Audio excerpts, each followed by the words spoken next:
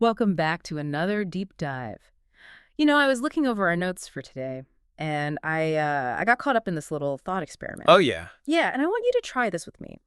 If I asked you to just close your eyes and picture a perfect economy like a total utopia where everything is going right, what's the first thing that comes to mind? It's usually a picture of abundance, right? Everyone has cash in their pocket, stores are full. Exactly. But even more than that, I see everyone with a job, you know? Oh, In my little economic utopia, the unemployment rate is just zero. right. No help wanted signs, no lines at the unemployment office, just 100% of people clocking in, being productive. It feels like the goal. It's the intuitive answer, for sure. We think of unemployment as like a failure of the system, a sickness. So the cure must be to get rid of it completely. If 5% is bad, 0% must be perfect. But then you started reading today's source material. But then I started reading. We're looking at the anatomy of unemployment, specifically these notes from Money Logic, #33. And right there it says, my utopia is actually a nightmare. It argues that 0% unemployment is a failure state. It's a total paradox. It really is. It basically says if the unemployment rate hits zero, the economy isn't fixed. It's actually crashing, just in a totally different way. It's a fascinating idea. We're so used to seeing now hiring signs and thinking, oh, that business must be struggling. Yeah, that they can't find people. But our source, which uses these two characters, Sean and Annie, to model the economy, Yeah. it just flips that whole script. It does. They argue those help wanted signs are actually the pulse of a healthy system. So that's our mission for this deep dive. We're going to try and decode the face of the labor market. And understand why Wall Street, the people who supposedly love money, have a complete panic attack when too many people have jobs. And why a few people being out of work is, paradoxically, the only thing keeping your grocery bill from doubling. It's a lot to unpack from one little statistic, but before we get into the big philosophy, we have to start with the absolute basics. Yeah. Because after reading the first part of this, I realized I have been using the word unemployed wrong my whole life. You and pretty much everyone else. In a normal conversation, unemployed just means I don't have a job. Right. If you're not working, you're unemployed. So simple. But to an economist, and especially in the strict way our source lays it out, that's just wildly inaccurate. It's not a passive thing. No, you have to qualify for it. It's an active status. Okay, let's unpack that. The source lists 3 very specific criteria. This isn't just a vibe, it's a checklist. Correct. Sean explains this to Annie in the text. To actually be counted as unemployed, you have to jump through 3 hoops. Okay. First, and this is the obvious one, is the absence of work. You have 0 employment. So no side hustles, no little Etsy shop that brings in $50 a month. Nothing. Not even a part-time Saturday gig. Total absence of paid work. That's the easy one. But the next 2 are where I think most people get tripped up. For sure. The second criterion is active search. The source specifies you must have sent out resumes or gone to interviews Within the last 4 weeks. within the last 4 weeks. It's a pretty tight window. Yeah. And actively is the key word there. Right. So just browsing LinkedIn while watching TV doesn't count? Nope. Thinking about your resume doesn't count. You have to actually be in the arena trying to get a spot. And then there's the third hoop, readiness. You have to be ready to start work immediately. Okay, so let's use a real life example. Let's say I quit this show, I'm burnt out, I've got some savings, and I decide I'm just going to spend 3 months playing video games on my couch. Am I technically unemployed? No, But I don't have a job. doesn't matter. In the eyes of the data, you're invisible. This is what the source calls the out of labor force category. So if you're not looking, you just don't count. You're not unemployed, you're just not participating. That is wild. It totally changes how you read the headlines. When the news says unemployment is at 5%, I always just thought, okay, 95% of people are working, 5% aren't. That's not it at all. It means 5% of the active fighting workforce hasn't landed a job yet. It filters out so many people. Students, retirees, stay-at-home parents, and this is the crucial part, people who've just given up. The discouraged worker. So if the economy's so bad that you stop sending resumes because it feels hopeless. You ironically make the unemployment rate look better because you vanish from the count. Wow. So the rate is really a measure of active friction in the market, not just idleness. I love that phrase, active friction. And that leads us perfectly into the next part of the source material. Right. Because once we know who is being counted, we have to look at why they're unemployed. And the character Sean makes it really clear that not all unemployment is created equal. It's like a diagnosis. Exactly. The source breaks it down into 3 types or phases of unemployment. And depending on which one is high, the diagnosis for the economy is completely different. Okay, let's start with the first one, which the text calls the good kind, which, again, just sounds wrong. Frictional unemployment. Frictional unemployment is basically a voluntary pause. Think of it as the economy dating.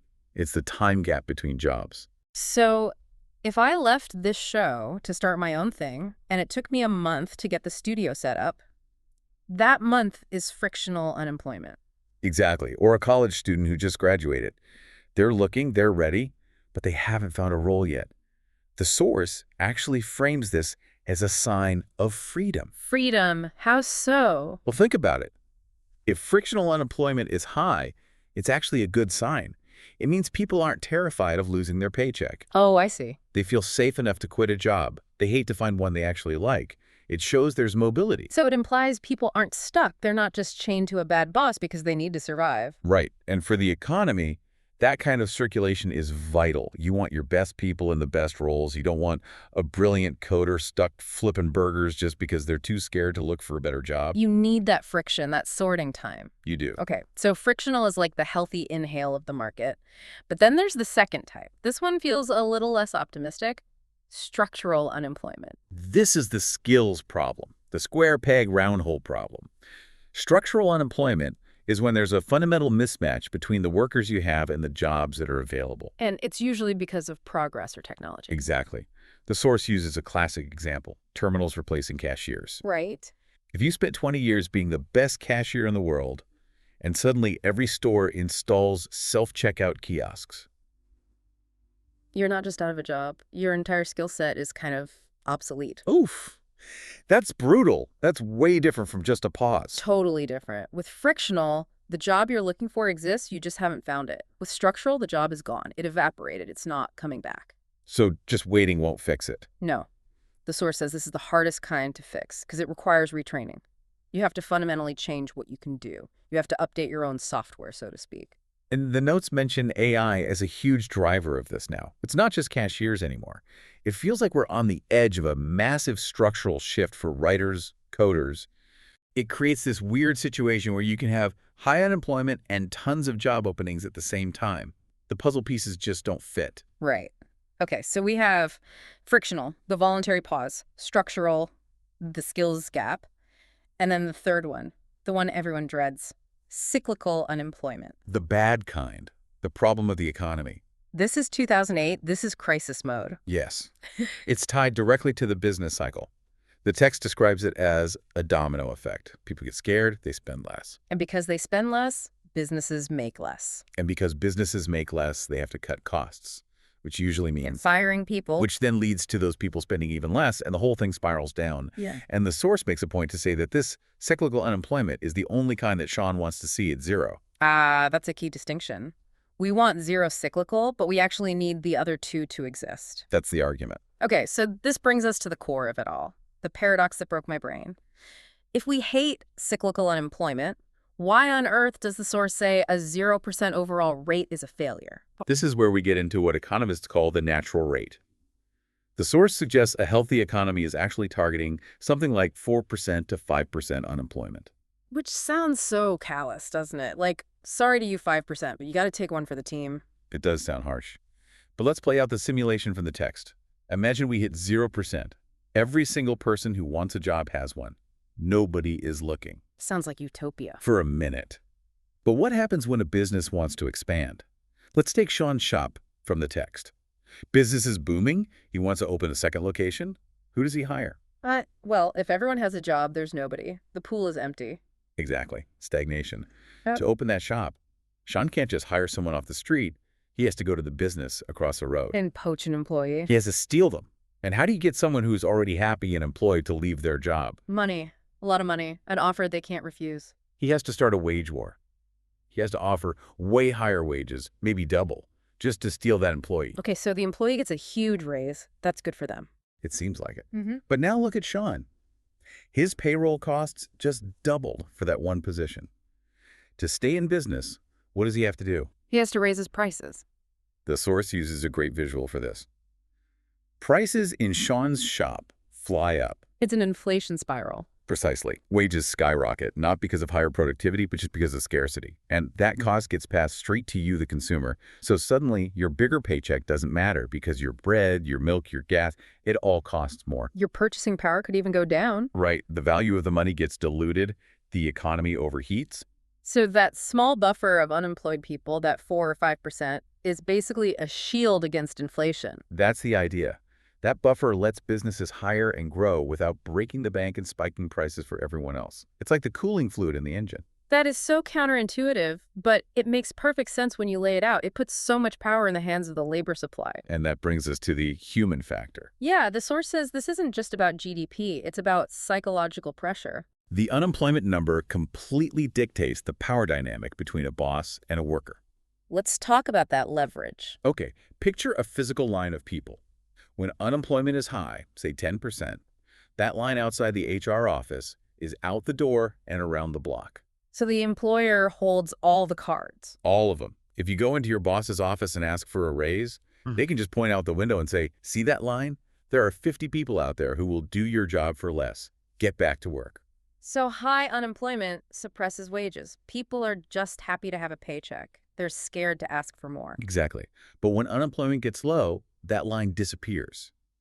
Now the employer is thinking, if I lose this person, it might take me 3 months to find a decent replacement. And that's when you suddenly get better benefits, remote work options, a raise. The power shifts to labor. But the danger is when it gets too low. And that power shift triggers the inflation we just talked about. It's such a delicate balance, and this is why Wall Street watches this number more than almost anything else. It's the trader's brain. You see it all the time. The jobs report comes out. The news says unemployment hits a historic low. And Main Street cheers. But Wall Street sells. The market drops. Because they're not looking at the happy workers. They're looking at the implications. They're looking at the leverage. They're thinking, low unemployment means workers demand higher wages. Higher wages mean lower corporate profits, and most importantly, inflation. And if inflation is coming, the referee steps in. The central bank, the Fed, they see that overheating engine, Sean, raising his prices, and they step in to raise interest rates. They intentionally make it harder to borrow money, to slow down hiring, and to create a little bit of unemployment to cool things down. It is wild to think there are people in suits literally turning a dial to make sure just enough people are out of work to keep the price of milk stable. It's the ecosystem of money. The price of that bagel in Sean's shop is directly tied to whether some other person can find a job next week. So what's the big takeaway for someone listening right now? It means we need to reframe how we hear this news. Okay, so let's recap. First off, the guilt. Right. Stop feeling guilty if you take a month between jobs. That's frictional unemployment. It's healthy. It's a sign of freedom. And you finding a better fit is good for the whole economy. Second, remember that 4-week rule. You aren't statistically unemployed unless you are actively looking for work. If you're on a sabbatical, you're out of labor force. Don't let the headlines scare you if you're not even in the game. And finally, the big one. A 0% unemployment rate is a mirage. It looks like paradise, but it's an inflationary trap. We need that 4 or 5% buffer. We do. It really changes everything. When I hear unemployment rate now, I'm not just hearing about job loss. I'm hearing a story about my own bargaining power. I'm hearing a prediction about my grocery bill. That's it. It stops being a dry government number and starts being a gauge of your personal leverage. When you hear labor shortage, don't panic. Think, my leverage just went up. Before we wrap up, I want to leave you with one last thought to chew on. We talked about structural unemployment, the skills gap. And the rise of AI, the elephant in the room. Right. So here's the question. If technology keeps accelerating and more jobs become obsolete faster than we can retrain people, what happens to that healthy 4 or 5% target? That is the trillion-dollar question. Yeah. Does the natural rate need to go up? If AI automates 20% of today's jobs, maybe the new healthy unemployment is 10%. Or, and this is maybe more provocative, will we just see a huge permanent shift in who even counts as out of labor force? That's the scarier version. If millions of people can't retrain fast enough for the AI world, Yeah. Do they just stop looking? And if they stop looking, they disappear from the stats completely. You could end up in a world where the official unemployment rate looks great, say 3%, but 30% of the population is sitting at home, statistically invisible, because the definition never caught up with reality. A hidden recession disguised by a technicality. Precisely. Something to think about next time you use the self-checkout. Thanks for diving deep with us today. Always a pleasure.